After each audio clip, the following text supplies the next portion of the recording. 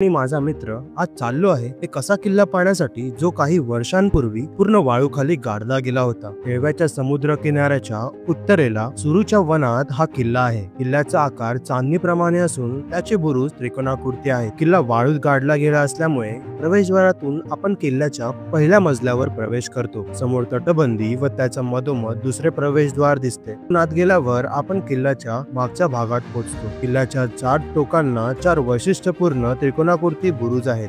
त्या बुरुजांमध्ये तोफा ठेवण्यासाठी झरोके व जंग्या आहेत। केळवे पानकोटाप्रमाणे हा किल्ला सुद्धा इतिहास काळात समुद्रात होता, पण समुद्र मागे हटल्यामुळे किल्ल्याला भुईकोटाचे स्वरूप प्राप्त झाले आहे।